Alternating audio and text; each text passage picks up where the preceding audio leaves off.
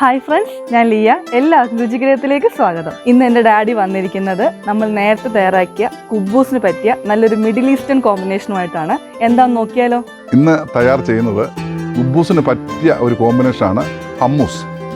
Hummus ഇത് നമുക്ക് ഈ കുബ്ബൂസിൻ്റെ കൂടെയും അതുപോലെ തന്നെ ചപ്പാത്തിയുടെ കൂടെയൊക്കെ കഴിക്കാൻ നല്ലൊരു കോമ്പിനേഷനാണ്. പക്ഷേ ഇത് മിഡിൽ ഈസ്റ്റിലൊക്കെ ഇത് കുബ്ബൂസിൻ്റെ കൂടെയാണ് ഇത് കഴിച്ചുകൊണ്ടിരിക്കുന്നത്. വളരെ ഈസി ആയിട്ട് നമ്മുടെ വീടുകളിൽ നമുക്കിത് പ്രിപ്പയർ ചെയ്യാം. അതെങ്ങനെയാണെന്ന് നമുക്ക് നോക്കാം.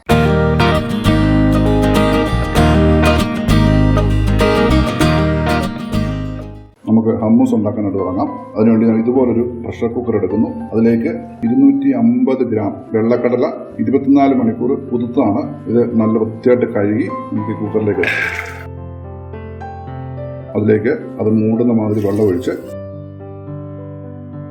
ഒരു 1/4 ടീസ്പൂൺ ഉപ്പൂടെ ചേർത്ത് കുക്കർ അടച്ച് നമുക്ക് ഒരു 4 വിസിൽ വരുന്ന മാതിരി വേവിച്ചെടുക്കാം. ഒരു പ്രത്യേക കാര്യം ശ്രദ്ധിക്കണം, കുക്കർ അടുപ്പിൽ വെക്കുമ്പോൾ 4 വിസിൽ കേൾക്കുന്നത് മീഡിയം ഫ്ലെയിമിൽ മാത്രം മതി. മീഡിയം ഫ്ലെയിമിൽ കേട്ടാൽ മാത്രമേ അത് ചെറിയ തോതിൽ വെന്തെടുക്കണം.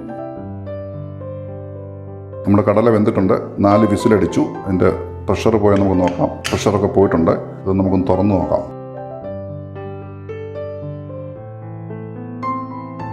നല്ലതുപോലെ നെയ്യ് പോലെ വെന്തിട്ടുണ്ട്.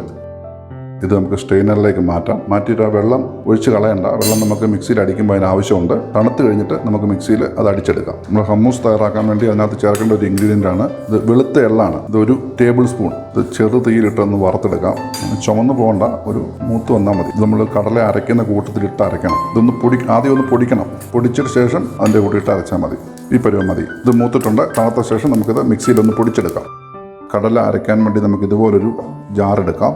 ജാറിലേക്ക് ഈ കടലയുടെ പകുതി ചേർത്ത് കൊടുക്കാം. കാരണം ഇത് ഒന്നായിട്ട് അരയ്ക്കാൻ ബുദ്ധിമുട്ടുണ്ട്. അതുകൊണ്ടാണ്.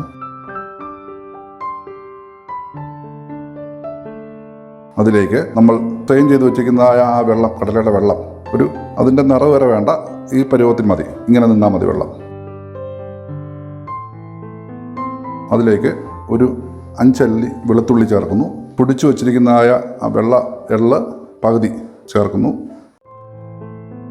ഇത് നല്ല പേസ്റ്റ് പോലെ അരച്ചെടുക്കണം. അരയ്ക്കാൻ വേണ്ടി മിക്സിയിലേക്ക് മാറ്റുകയാണ്.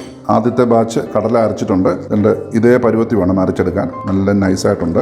ഇത് നമുക്കൊരു ബൗളിലേക്ക് മാറ്റാം. മാറ്റിയ ശേഷം ബാക്കിയിരിക്കുന്ന കടല കൂടെ ഇതേ പ്രോസസ്സിൽ നമുക്ക് അരച്ചെടുക്കാം.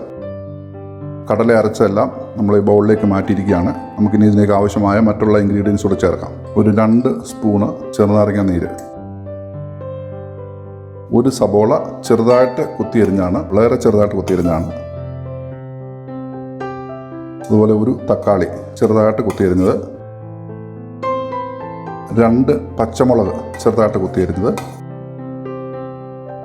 2 table spoon olive oil. Olive oil നമുക്ക് കുറച്ചുകൂടെ ആവശ്യമുണ്ട്. കാരണം ഇതിൻ്റെ ടേസ്റ്റ് കൊടുക്കുന്നത് ഒലിവ് ഓയിലാണ്. ഇളക്കി കഴിയുമ്പോൾ നമുക്ക് ഒലിവ് ഓയിൽ ചേർക്കാം. കടല നമ്മൾ വെന്തപ്പോൾ ഉപ്പിട്ടതാണ് എങ്കിലും കുറച്ച് ഉപ്പൂടെ നമുക്ക് ഇടാം. കുറച്ച് പിന്നെ പോരെങ്കിൽ നമുക്ക് ചേർക്കാം. ഇത്ര ഉപ്പൂടെ ഒരു 1/4 ടീസ്പൂൺ ഉപ്പൂടെ ചേർക്കുകയാണ്. ഇനി നല്ല ഭംഗിയായിട്ട് ഇളക്കി മിക്സ് ചെയ്യാം. ഇത് അറബി നാടുകളിലെ വളരെ വിശേഷതയേറിയ ഒരു ഭക്ഷണമാണ്. ഒരു കുബ്ബൂസിൻ്റെ കൂടെ കഴിക്കുന്ന ഒരു വലിയ ഭക്ഷണം തന്നെയാണ് ഈ ഹമ്മൂസ് എന്ന് പറയുന്നത്.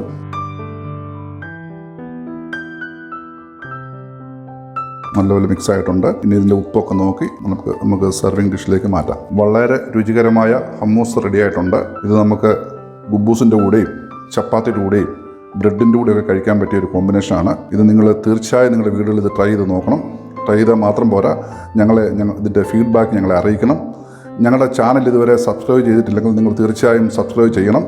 ചെയ്ത് കഴിയുമ്പോൾ അതിൻ്റെ അടുത്ത് കാണുന്ന ബെല്ലൈക്കൺ കൂടി ഒന്ന് പ്രസ് ചെയ്യണം. ചെയ്താൽ മാത്രമേ ഞങ്ങളിടുന്നതായ പുതിയ റെസിപ്പികൾ നിങ്ങൾക്ക് നോട്ടിഫിക്കേഷൻ വരികയുള്ളൂ. അപ്പോൾ ഓക്കെ, ബൈ.